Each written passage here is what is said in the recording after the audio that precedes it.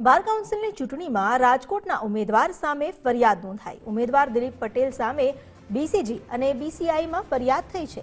નિયમ ભંગ થયાનો આક્ષેપ લાગ્યો છે, સાથે ઉમેદવારી રદ કરવાની પણ માંગ ઉઠી છે।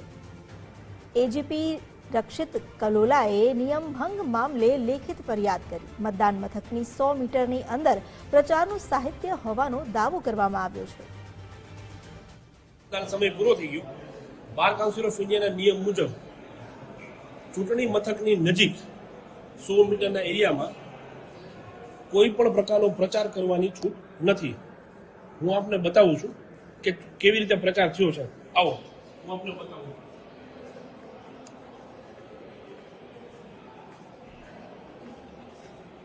એ ચૂંટણી પંચે બધી ચિઠ્ઠીઓ ભેગી કરી છે। આપણા બાર કાઉન્સિલ ઓફ ઇન્ડિયાના મેમ્બર દિલીપભાઈ પટેલ બધી જ ચીટ એની પડેલી છે, બધી જ ચીટ। આવો તમને હજી રૂમ સુધી લઈ જાઉં।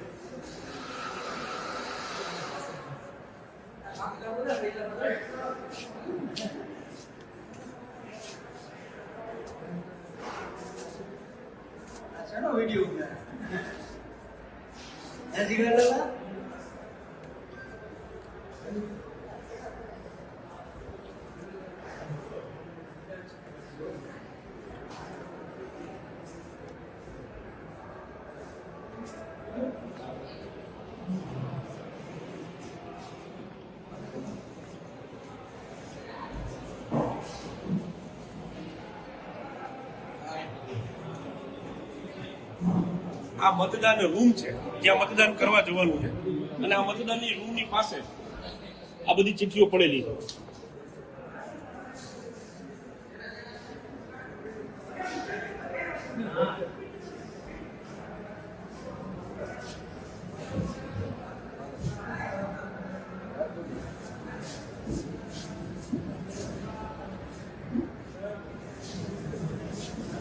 વધુ જાણકારી લઈએ સંવાદદાતા રહીમ લાખાણી પાસેથી। રહીમ, અહીં જે 100 મીટરની અંદર પ્રચારનું સાહિત્ય હોવાનો દાવો કરવામાં આવ્યો છે, વિડીયો પણ પુરાવા સ્વરૂપે રજૂ કરવામાં આવ્યો છે, શું વધુ અપડેટ?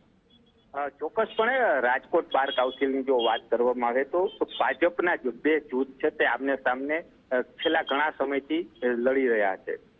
આ વખતની બાર કાઉન્સિલ ગુજરાતની જે ચૂંટણી હતી તેમાં પણ એક જ ગુરુના બે ચેલા છે તે લડી રહ્યા છે, અને વિવાદ છે તે સોશિયલ મીડિયામાં પણ સામે આવ્યો હતો। બીસીજીના નિયમ અનુસાર પોલિંગ એજન્ટ તરીકે રક્ષિત કલોલાએ આ ફરિયાદ કરી છે, જેમાં જે નિયમ હોય છે કે ચૂંટણીનું સાહિત્ય છે તે પોલિંગ મથકથી 100 મીટરની અંદર ન હોવું જોઈએ તેવી વાત કરવામાં આવી છે।